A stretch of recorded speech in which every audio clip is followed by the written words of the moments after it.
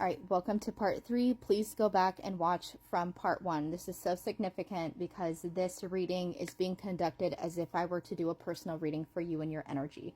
So it's going to be very important that all pieces of this message resonate so that you can take the pieces moving forward, because this is really, really pivotal in a lot of the collective healing right now on whoever is trying to manifest love, okay? Whether you're ready to take accountability on it or not, that's not the part of the message. The message just is what the message is. It's coming from God and the divine. And if you're ready to take accountability, that's great. You're going to be able to obtain love coming in for you faster because you'll be able to be in the energy of actually healing and working on through these things. If you don't want to take accountability on your healing, it's going to push it out, which is exactly why we were getting that energy in part 2, that not picking up on somebody new coming in your energy just yet, because it's like this is a test necessarily on how you're going to be. I feel like a lot of you guys are going to pass this test though, so you know, don't feel like I'm coming against you or anything. I'm just the messenger on what God is relaying to me, and it can go either way, right? Because we are dealing with our ego, we are dealing with our shadow self and everything, and sometimes some of those harder things we're just not ready to address and heal yet, and that's completely okay. That's why it's going to make the timeline different, okay? This part though, we are going to be receiving guidance moving forward, and seeing it.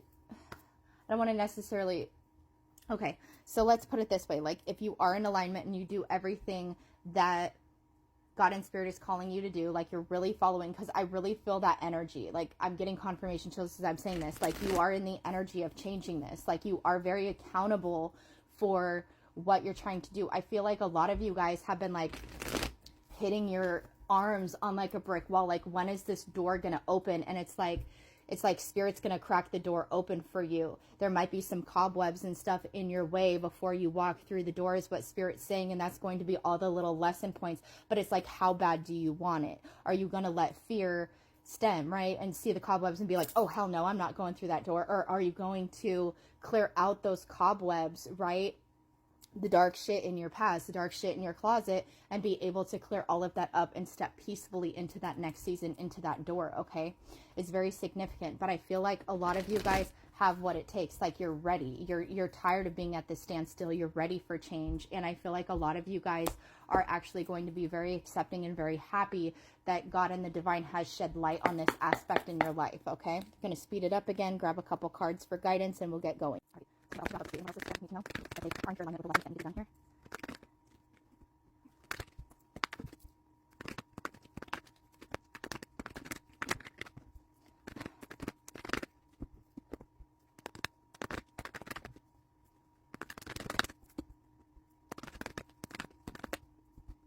Thank you.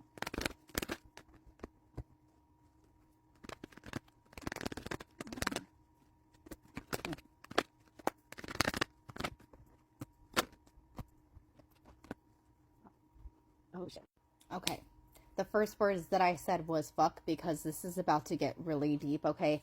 So you guys honestly could be connected to somebody. The journey can resonate. A soul journey can resonate. I don't have any indicators of that though. So this gives me the sense of you're giving up on this sense of connection. Giving up on that person could resonate. Okay, we have heavy air energy. We started with the Gemini and the Magician, so that can resonate. Aquarius can resonate. Libra, of course, can resonate. Cancer has also been pretty heavy, okay? We don't have so much earth energy. Sagittarius has also been very, very heavy, okay? But there is some inner conflicts that you're still dealing with in regards to the past. This could be a King of Swords. They're showing up in the reverse, so it's like you feel like this person is not in alignment. Maybe there has been some conflicts in the past, or necessarily like this person's not being that person that you're expecting and wanting. And I'm going to just say right now that how this is incorporating from parts 1 and 2 is, right, we're trying to put the blame on this individual. It's this individual's fault, why they won't change, why they won't heal. And if this is a spiritual connection, and I was picking up on your energy in the first 2 parts, I mean, all of this is technically your energy. It was like you know, you still had some deep-seated things within you that were telling you of your wrongdoings that still needed to be healed. But it was like you were getting in the energy of necessarily like blaming this person for everything that they did in the past. It was like you were having a really hard time releasing what had happened in the past. And this being the first 3 cards here is saying that this is pivotal if you want to change this outcome, right? Instead of blaming another individual or whoever it is, whether it's this individual or anybody else from the past, we need to stop blaming individuals and be seeing like what had been mirrored to us. The only reason why we meet an individual a lot of the time, karmic or whatever, is a period of lessons. What lessons did you learn? What lessons opened up that you needed to learn within yourself? And that's that big mirror aspect, okay? This created a lot of imbalances, a lot of worry, a lot of all of this. You tend to get into your head like, oh, this isn't coming or anything like this. This created a lot of setbacks for you. I do feel like these certain individuals that you were tied to did get their karma, right? And if this is reflecting their energy, it was like they are very regretful for what they did in the past. They have been going through a lot of inner turmoil. They are starting to notice their imbalances. And if this is a spiritual connection, that's the whole point, is that you're supposed to mirror this in a healthy way, not make the person feel guilty and wrong for what they've done in the past, right? This is all a healing journey, especially when your soul is attached to another individual. They can only heal up to the certain point in which you heal, okay? Because you guys both shed the mirror for each other. But it's like, it's kind of like when this person is getting to this pivotal point of being in this regret and knowing that they did everything wrong. It's almost like, I don't know if you've had narcissistic abuse in your past, but it's almost like your shadow self or your own narcissistic tendencies like will tend to kick somebody when they're already down, or continue to make them feel like they're the problem, when really like this is how it was catalyzed by the divine. This is how these journeys work. They're both very much lesson based, and it's almost like you were in an energy of making somebody feel bad for needing to learn the lessons, or classifying them as bad or not worthy to be with you because of the energy that they were in, not understanding that this was a pivotal growth point for this person, okay? I do feel like there has been a lot of confusion, a lot of competition. So maybe this person had some sort of third party interference, but it's like you're looking at it from such the negative standpoint instead of looking at it from a point of healing, that, hey, this person's with this karmic because they are being shown how unworthy that lifestyle is, how unworthy that person is, what they did to you, right? Because they had you tangled in their energy of being like this absolutely beautiful empress. Nobody's ever going to compare to you. So why do you let that energy affect you so much? Okay.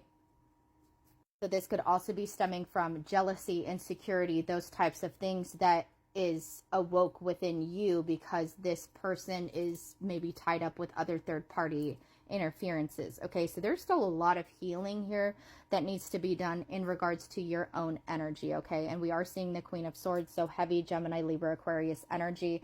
It's like the more that you're kind of in this energy, we're getting emotionally over emotional, right? And this is exactly what I'm picking up on.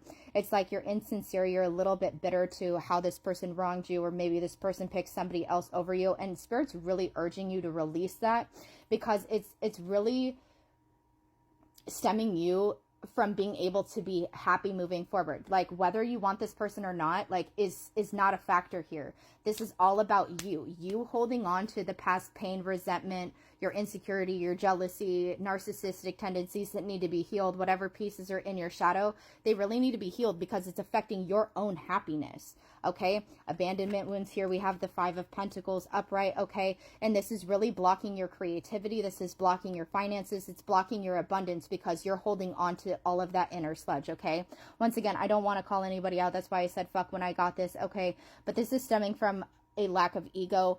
Not a lack of ego, but this is because your ego's at the forefront, your shadow's at the forefront, but it's like finding a healthy way to navigate through the lessons and the shadow. Okay, knowing that, you know, we're all at fault in some way or another. Okay, so it's almost like you're withdrawing from the connection, you're withdrawing from your lessons, and this is going to be opening up a brand new bracket of what you need to be healing moving forward. Okay, Oh my gosh, I hope this resonated. I hope this found some light and insight on you. All right, sorry, got a little heavy towards the end. I love you so much.